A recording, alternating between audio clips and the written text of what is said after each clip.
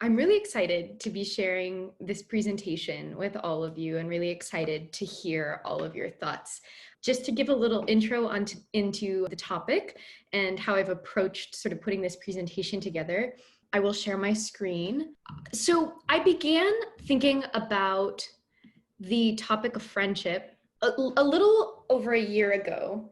And I would credit its beginning with the reading of Invisible Man and Just Mercy by Brian Stevenson, that then continued into this long sort of meditation on justice and friendship. And earlier this year, I read a book called The Friendship of Women, which I highly recommend reading. It's by an author named Joan Chittister, and it is about how women have been historically excluded from the intellectual tradition of friendship. And she examines it from a biblical perspective. It's really like a short essay in novel form on the meaning of female friendships and the virtues that we can learn from female historical examples in biblical texts. So without further ado, I'm going to collapse my video here so that I can see the presentation as I go. We're going to be talking about the question of friendship. And further, I'd like to just say the question sort of began with a bunch of questions. It's really a multi-layered problem per se. What helped me to get thinking was a conversation with my cousin about the difference and whether there is one between lovers and friends that happened a few weeks ago. So I was really thinking about these questions as I began trying to answer them and formulate a thesis, which is that I believe that friendship points us and orders us to the highest good. And we'll talk a little bit more about what that means through our examination of some philosophical texts, including Nicomachean Ethics and Plato's Symposium.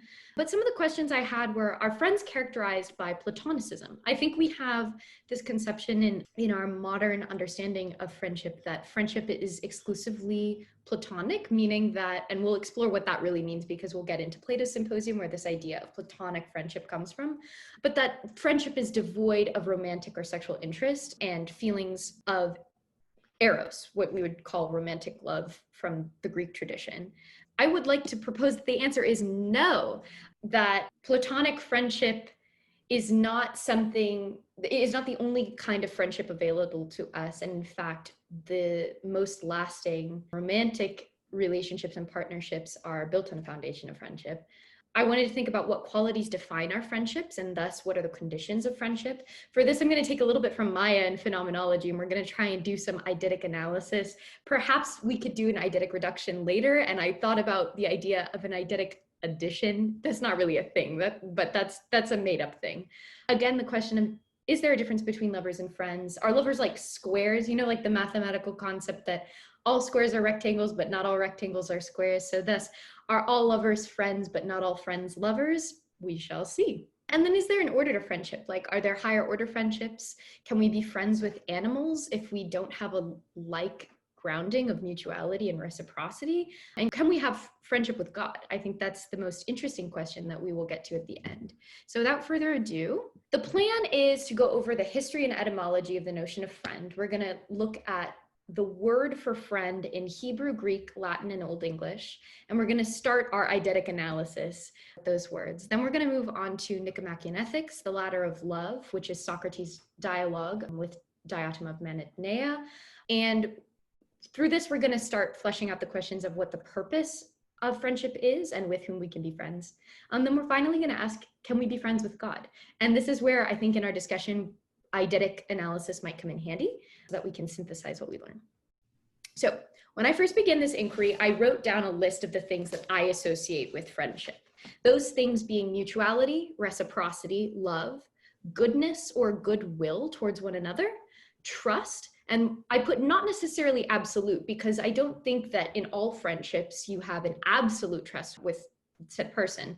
But I think trust is an essential aspect of friendship, and we'll learn more about that later. Perhaps a familiar or familial sense with this friend. Oftentimes we call our closest friends like our brothers or sisters.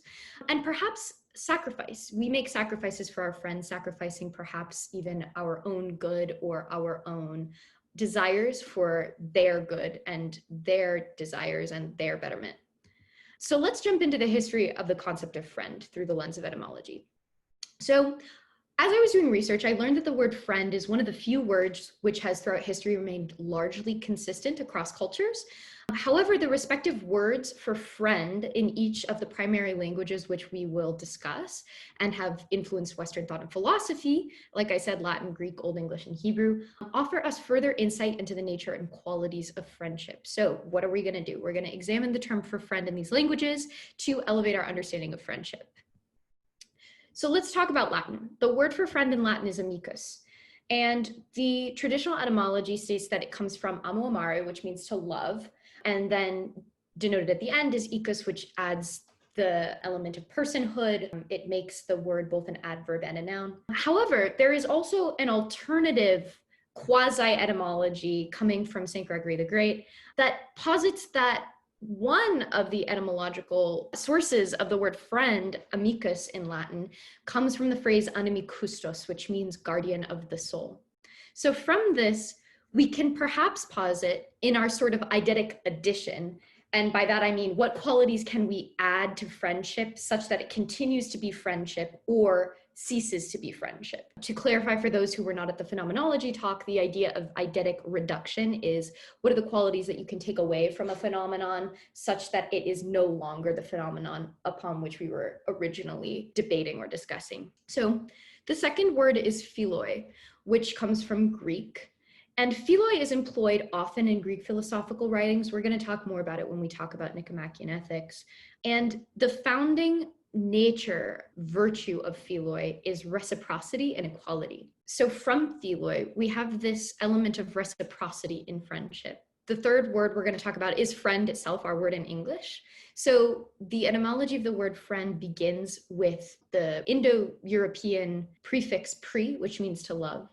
Then it goes to priont, which is loving. Then in the Proto-Germanic language, friojans, which means lover and friend. Interesting note for our conversation later. And again, it translates down through the centuries to friand, who is one attached to another by feelings of personal regard and preference. So from this etymological history, we take the quality of preference in friendship, meaning that we choose our friends, that we prefer their company. And we're going to talk a little bit more about this when we talk about the word haver in Hebrew. And now I have ascribed 3 meanings to haver: choice, giving, and life. We're also going to talk later about the words raya and rea, and we're going to come back to that later. But I'm about to do what would be called a drosh on the word haver. As we can see, though, the root of all of these words is love. And this is what I mean by consistency in the etymology. All of these words are rooted in the concept of love. Amicus, as we said, literally comes from the word amo, amare. Amare is the infinitive meaning to love in Latin. Philoi is ascribed to love because in the Greek concepts of love, which we will go over in the ladder of love from the Symposium, philoi is a concept which is deeply associated with reciprocal love, so much so that philios is considered a form of love in the Greek philosophy of love. Friend clearly comes from love, as we learned that pre and priont means loving or to love, and eventually the word friand meant lover and friend. And then, like I said, we're going to go into a drosh just now about the word haver. So haver is a word derived from the verb yehaber, which means to connect or join. So haver, the word, and just a side note, there are many words for friend in Hebrew. I particularly chose haver because it has such an interesting etymology, and I think that we can make some interesting analysis from this section of its etymology. So not only from connect and join do we understand that friendship is a choice, that there's this element of choice in friendship, but it also implicates the unity of friendship, to connect and join, this deep sense of connection, being seen. It's perhaps an intense melding together of persons or souls. From this, we glean, like I said, choice and unity. Now, this is where this becomes my interpretation, and this is up for, discussion later. I would love to hear your thoughts. Haver is potentially related to the word Hava, which means Eve. This is the name of Eve, as in Adam and Eve, the first people, as we see in Genesis. Hava and Haver Though they only share one letter, which is the chet, I think the clear phonetic similarity between the words warrants our consideration. So Chava is the name of Eve, the second person molded by God in the creation story. And I'd like to just address that creation story really briefly, and I will try to keep it as brief as possible, that when we look at the original Hebrew, what is actually implied by the text is a fundamental equality and complementarity to male and female. There isn't, oftentimes in English, the word "I will make a helper for him" is translated as such, as helper. The Hebrew word for helper doesn't actually indicate any secondary or subservient nature. It is actually more akin to challenger or companion, one to round out and complement, one to fill in the gaps where one is missing something. And this seems to be a fundamental grounding of friendship, right? Our friends help us to round ourselves out, help to complement us. The word chava is also related to the word chai, meaning life. In Genesis, Eve is described as em kol chai, the mother of all life. And the chet and the he have this historical exchange. So that's why we translate it in English as Eve rather than chiv, because English speakers often had trouble with this sort of guttural sound of the chet. And so in Latin, the translation ended up as hava rather than chava. This interplay between the chet and the he actually bring us to our third word, ahava, which means to love. And this is where I am proposing that the word chaver for friend is related to the word ahava, meaning love. In Psalms 19, the expression night following night expresses knowledge. The word is yechave, which is related to chava. So the implication is that chava for Eve is also related to expression. Further, it is related to revelation, manifestation, actualization, and developing the best in others and ourselves. When we refer back to Job 32:2, wait for me a little while and I will show you. And the word or the phrase for I will show you in Hebrew is ve'achavecha. So again, this phonetic similarity is helping us understand the nature of friendship further. Later, too, in the Symposium, we will see themes of pregnancy, parenthood, and motherhood reemerge. And I think this is really interesting. So what can we conclude? Friends are life-giving. In friendship, there is inherent choice and unity. Friendship increases expression, manifestation, and actualization of self, and friendship develops the best in others. So what we have confirmed from our etymological analysis is reciprocity and love. But what we have added to mutuality, goodness, and goodness of will, trust, and familiar sense and sacrifice are guardianship, preference, choice, giving life, expression, revelation, manifestation, actualization, and developing the best and good in others. And of course, reciprocity and love. So let's move on to the friends and lovers debate and elucidate the nature of friendship and with whom we can be friends. So in Nicomachean Ethics, Aristotle's observations and machinations on the nature of friendship follow in such order. Philios and philioi, as a result of their understanding in Greek philosophy, are rooted in equality and reciprocity. And according to Aristotle, there are three kinds of friendship. There's utilitarian friendship, pleasurable friendship, and virtuous friendship. And the distinction between these are very important. In utilitarian friendship, friendship is based transactionally. And oftentimes Aristotle claims friendships of utility are good only for the self. And because the useful is always changing, they're a fleeting kind of friendship. Often Aristotle claims that it is the elderly who have these kinds of friendships of utility. Next, he distinguishes friendships of pleasure. And now this can be a little bit hard to distinguish between virtuous friendship and pleasurable friendship, but we'll get there. And what a pleasurable friendship is that it's a friendship that increases pleasure, but really the desire is pleasure for the self. Oftentimes, Aristotle claims it is the young who fall in and out of love and in and out of this kind of friendship. So again, it is the kind of fleeting friendship and not as lasting a tie as a virtuous friendship because it is really rooted in this sort of selfishness. It's about pleasuring oneself with the company of another person. Aristotle even includes amorous relationships in this kind of friendship, a sort of youthful, immature amorous relationship. However, he moves on to say that virtuous friendship is a perfect kind of friendship. Perfect friendship is the friendship of men who are good and alike in virtue. For these wish well, alike to each other, and qua good. Qua means being, I had to look this up. And they are good themselves, these people. So this friendship is good and it is pleasurable and useful, but those qualities of pleasure and utility are natural byproducts of the goodness found inherent in the two people engaging in this friendship. Additionally, it is perfect in duration and it is reciprocal. So both persons engaged in this friendship are alike in virtue, are good persons, and we can discuss more what the meaning of good is. In Aristotelian ethics, it would be, good would mean that you are equal in the acquisition of virtues like honor and beauty. And according to Aristotle, only good men can be friends for their own sake. Now, of course, Aristotle actually literally means men, but we'll get to that in a second. So Aristotle says, friendship being divided into these kinds, bad men will be friends for the sake of pleasure or of utility, being in this respect like each other, but good men will be friends for their own sake, i.e., in virtue of their goodness. These then are friends without qualification. The other are friends incidentally and through resemblance to these. So essentially what he's saying is that friendships of pleasure and utility take a form that is similar to a virtuous friendship, but only resemble such a friendship in as much as it involves qualities of a virtuous friendship, but it is not wholly virtuous. So he said something about amorous relationships. So what about lovers and God?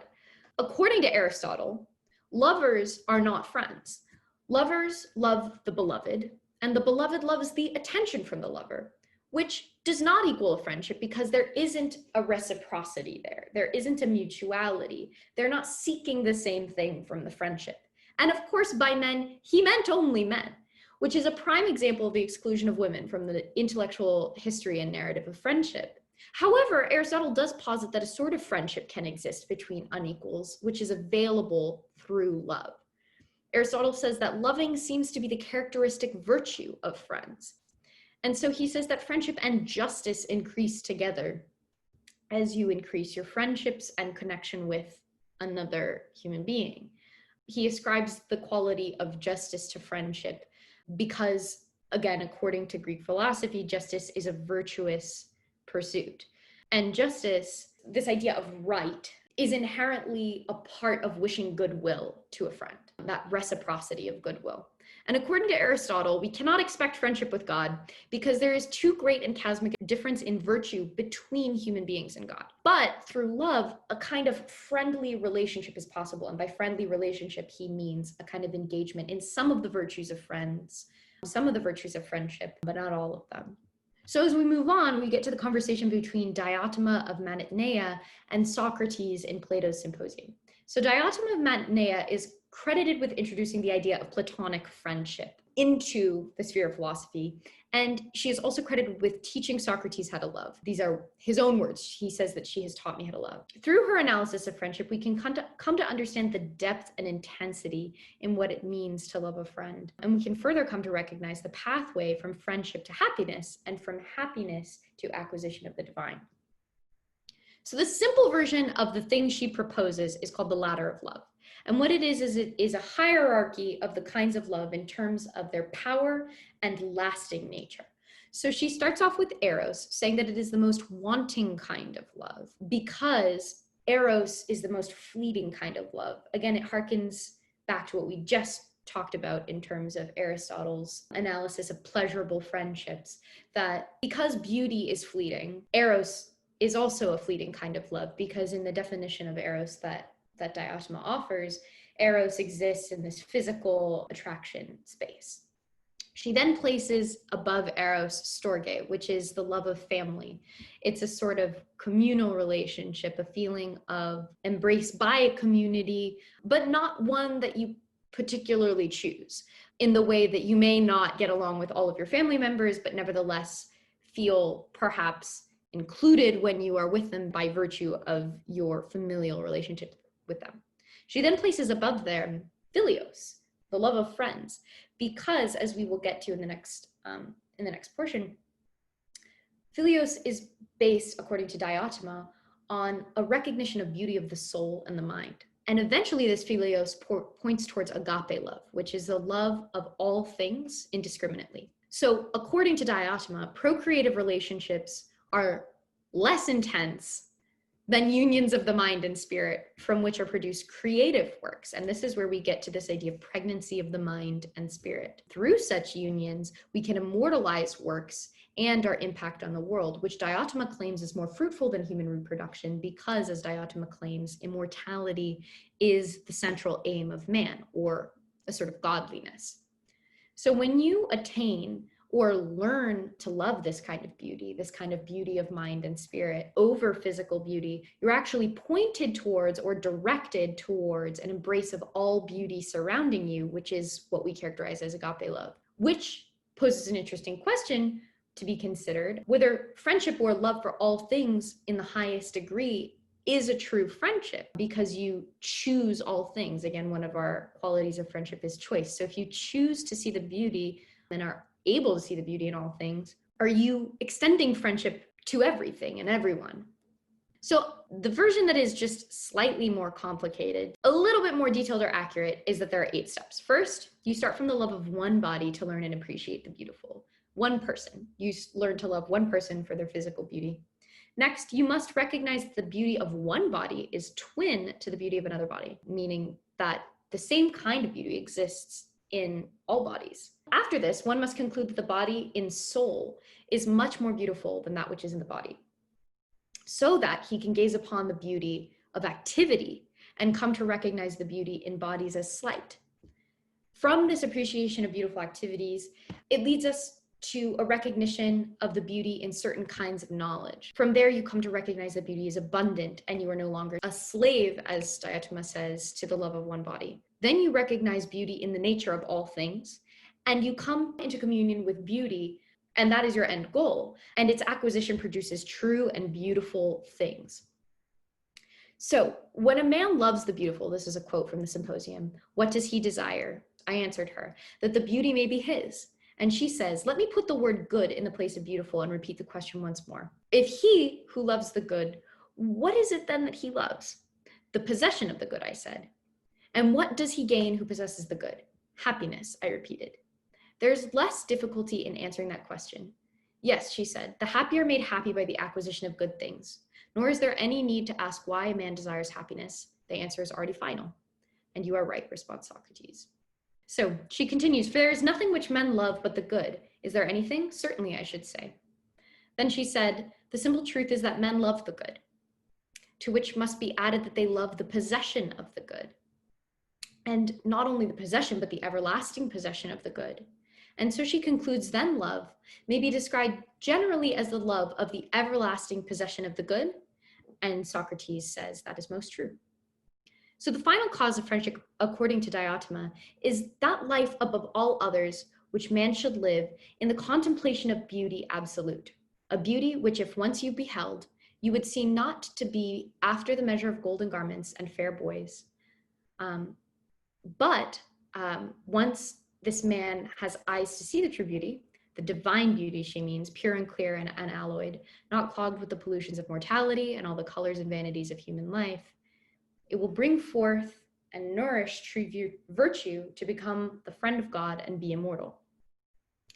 And while I won't read this whole thing, just this whole section about the final cause of friendship, it's extraordinary because she's essentially defining or describing even a theological concept of heaven, a sort of eternal contemplation of beauty in the presence of the divine. So finally, we're going to get to this conversation of the highest good, which I'm going to propose is friendship with God. Now we might say, didn't Aristotle just say we can't be friends with God? Yes, he did. However, we're going to extrapolate and we're going to try and pick apart more this idea of love as a unifying force and really debate whether this sort of inequality that exists between man and God can be bridged by love. So although we haven't established like what the good is in an axiomatic sense, all of the texts and extrapolations that we've encountered so far seem to point us towards this conclusion, that through the practice and cultivation of virtue and the relationships engaged in the exchange of virtue, which we call friendships, we can achieve both immortality and happiness, which seem to be the proposed central human goals that order us towards this union or relationship with God. So again, this idea of friends and lovers. Speaking from the exclusion of women from the intellectual history of friendship, it seems like we need to redefine what equality amongst friends look like. And in the case of a man marrying a woman, does this change the plane of friendship between spouses? Because, especially if, according to Diotima, filial love is more lasting than erotic love, how does one engage in a romantic partnership if it is absent friendship? I'm reminded by a portion of the Song of Songs, which is a dialogue between two lovers. And it is probably, like, the Song of Songs is considered erotic poetry, really. It's a beautiful piece of poetry that describes the relationship between two individuals. And I'm taking from the Robert Alter translation here. In this exchange, the male lover often calls the female lover his friend. Now, the word for friend used here is raya, and in the form in this particular passage that I've quoted here is rayati, which in the masculine form is raya, which we will get to in a second, which is verbiage that undoubtedly refers to friendship. So I think this is really fascinating that one of these essential and most influential historical texts establishes a nature of friendship between lovers. And so I think this is something that we should come back to in conversation, especially if we want to revisit what Aristotle and Diotima have said. And what I'm proposing is that the historical degradation of women has played a lot into that women were believed to have souls that were incapable of bearing the weight of so hard and lasting a tie as friendship. That's coming from Voltaire, I believe. So further, in terms of this idea of challenging inequality, let's come back to the question of friendship with God. When we examine the Hebrew for God, the Tetragrammaton, the YHWH, translates this very complex idea that God is who is from a theological perspective. When we sort of plumb the riches of the divine name, now this is coming from the Catechism of the Catholic Church, some of the qualities that we glean from this divine name are kindness, goodness, grace, steadfast love, trustworthiness, constancy, faithfulness, and truth. And these all sound like things that we want in our friendships. And these all sound like things that define and qualify and characterize true friendships. And we are also further told that people have engaged in friendships with God. From Exodus 33, we're told that Moses speaks to God, and God speaks to Moses as if he were speaking to his friend. And again, this word raya comes back. So this begs the question, can we be friends with God? And a second question, is there such a thing as a sort of agape friendship where we can be friends with all persons? Is it possible to love everyone and everything so much, as Diotima points towards, in sort of this embrace of the beauty of all things, that we can choose to be friends with everyone, especially if that friendship isn't reciprocated back towards us? But again, if there is the existence of friendship between unequal partners, as in with God and man, is it not possible to then have a friendship with someone who does not return sentiments of friendship to you? So as we sort of transition into a final period of discussion, I think our final questions are, can lovers be friends? Is romantic partnership just a different kind of friendship? Is the synthesis of friendship and erotic love that create a new composite kind of relationship? And in the same vein of the question of whether or not we can be friends with animals as it relates to whether or not we can have true mutuality and reciprocity with another living being that does not have the same sort of virtuous capacity as we do. In that same vein, can we be friends with God? Are there solutions to this problem? Is love strong enough to overcome this problem? And again, this sort of notion of agape friendship. Is it possible to be friends with all people if you love all people?